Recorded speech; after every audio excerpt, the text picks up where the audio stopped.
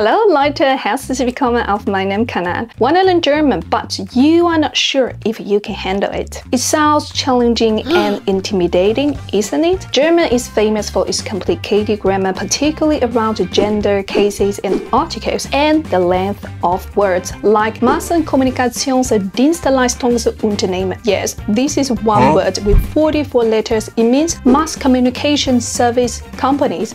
It's not yet the longest word in German. And let's not forget the pronunciation, which is perceived as harsh. Pen. Stilo. Kugelschreiber.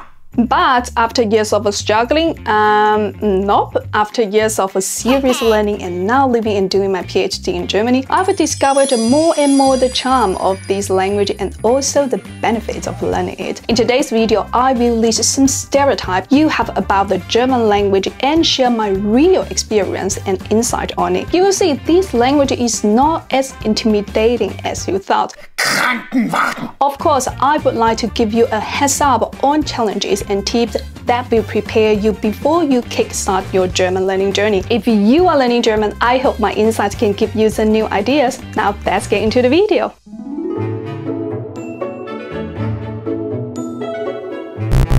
We've all heard jokes about how German sounds. Even Charles V, the Holy Roman Empire, who spoke many languages, joked, "I speak Spanish to God, Italian to women, French to men, and German to my horse." People often romanticize historical figures and their views on languages and cultures, leading to stereotypes. These stereotypes like thinking German sounds harsh. Guten Tag!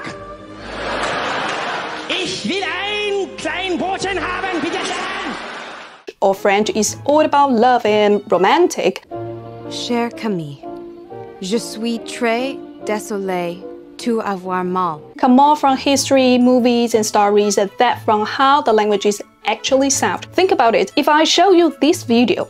Im Wäldchen stand ein kleines Haus bewohnt vom alten Fräulein Maus. Would you still think it sounds harsh? It really depends on who's talking, how the situation and the context, and it's all about the representation. Before you start learning a language, try not to get too caught up in these stereotypes. They can mess with how we talk to and understand people from other cultures. Actually, German pronunciation is quite logical, much easier than many other languages I know. Arabic, for instance, has sounds that are really hard to master.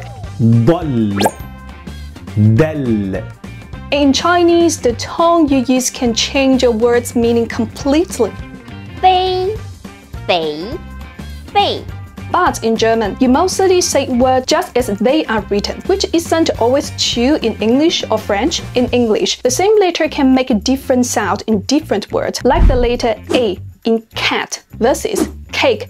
In French, it's got its own set of rules. It's like freestyle, like not pronouncing the final S and T in words like ami and chocolat. Once you learn the sound of the letters, you can pretty much say the words as they are written in German. If you want to kickstart or enhance your German skills, but feel a bit lost or seek more serious and structured guidance, why not try some high-quality online group lessons? Here, I highly recommend my German online language learning school, Lingoda. It offers private and group lessons from levels A1 to C2. Each level features a variety of lessons targeting different skills such as listening, speaking, reading, and grammar. Their live lessons take place 24 hours, 7 days, which is really convenient for busy people. You can learn anytime from anywhere in the world. But if you are someone who likes having more structure in your learning, then Lingoda's new course format, the Lingoda Teams, might be the perfect fit for you. With Lingoda Teams, you will join a small group of 6 students who share the same language goals and proficiency. Together, you will attend the lesson on a predefined schedule 2 or 3 times per week. You and your team will share a routine, and you will also have a dedicated professional teacher who will really get to know you throughout the course and can guide you with personalized feedback. Arbeitendes bleibt er oder arbeitet weiter, ja. Genau. Trotz des Endes der Arbeit bleibt er und arbeitet weiter. The quality and experience of the course is similar to a language institute, but you can just do it from the comfort of your home. I really recommend you click the link in the description box to learn more about Lingoda and use my discount code 2024 Zoe if you sign up.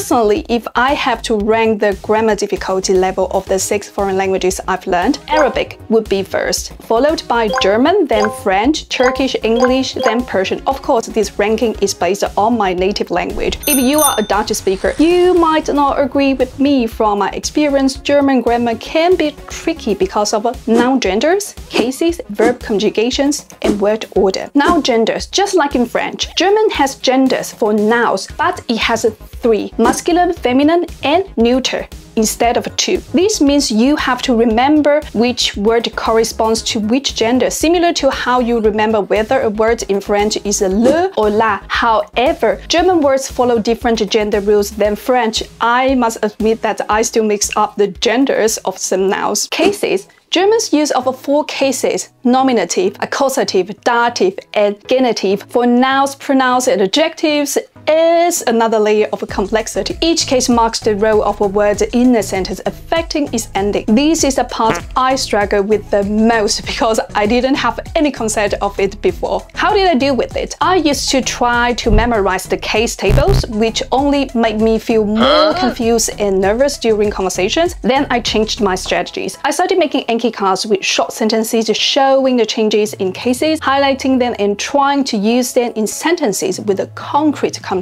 With more practice, they just become natural when you speak. This approach helped me with noun genders too, verb conjugation and word order. You might have heard the joke where during an international meeting, a German speaker was speaking, but the translator don't translate. People ask him, "Why don't you translate?" Then he said, "I'm waiting for the verb."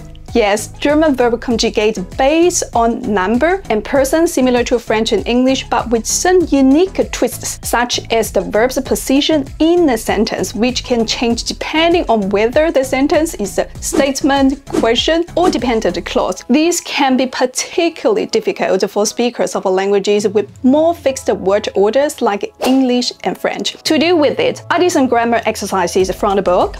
I think it's very helpful for me to better understand the rules. One useful exercise is writing a journal in different tenses related to yourself and your life. You can use some AI tools to correct it. It's also helpful for your speaking skill because having prepared content making me feel more confident expressing myself with the correct sentence structure when I talk to my language exchange partner.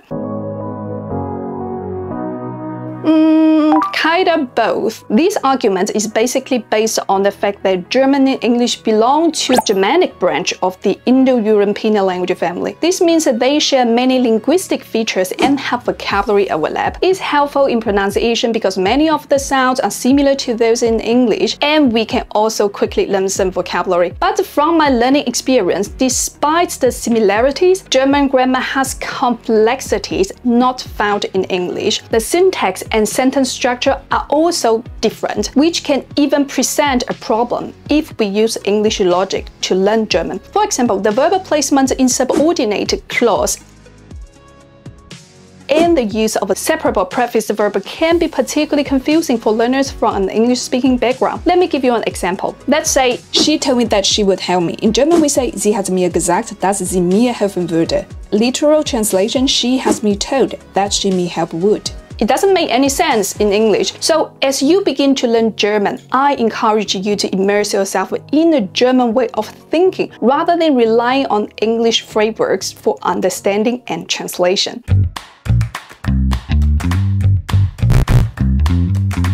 I think you have watched a lot of viral videos about how we German learners are making an effort to practice German, but Germans just reply in English impatiently. Come on, I'm speaking German. Why are you answering in English? You mean sunflower seeds? Because we both can speak English, and I barely understand your broken German. It's broken because you guys don't speak German with me. It's kind of the reality, especially if you have a beginner level. I don't consider it as discouragement, but just a seek for efficient communication. Some Germans are also happy to practice English when they get a chance, but it's also a matter of level. I feel like if the person feels that I can express myself comfortably, they are willing to continue in German. I feel lucky that my German roommates, friends, and colleagues were so patient with me and willing to repeat and speak slowly with me. They often tell me it's a great thing that you are making an effort to learn our language. So it really depends on the person. Don't feel discouraged if someone prefers to chat with you in English. Keep working on it and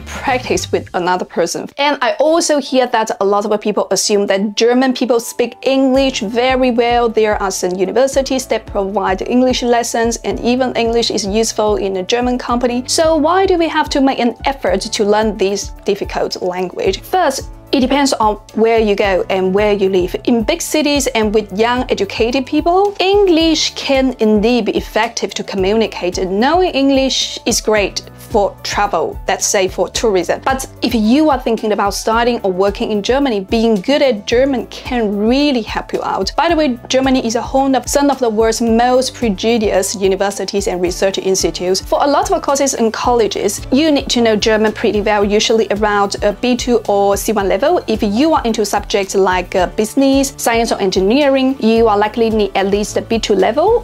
For courses like medicine, law, social sciences, or subjects that involve a lot of reading, talking, you might need C1 level German to make sure you really get the details and the special words they use. Guys, Germany has the strongest economy in Europe, which means that there are a lot of job opportunities. Speaking German can make a big difference if you are looking for a job here, or even with companies around the world that work with Germany. Being able to speak German can really set you apart in the job market. What's more, German is also the official language in Austria, Switzerland, Belgium, Luxembourg, and Liechtenstein. Okay, this video is more about sharing my insight from my German learning journey. Maybe it can offer you some useful tips to kickstart your German learning journey. If you want to know the methods and resources I used to learn German, you can check out this video. No matter whether you agree or disagree with me on this point, please write in a comment. I believe your perspectives and stories will also help us all better understand this language. If you like this video, please hit the like button. If you are new to my channel and find my content interesting, you can also subscribe and turn on the notification bell so you won't miss any new videos. I will see you in the next one.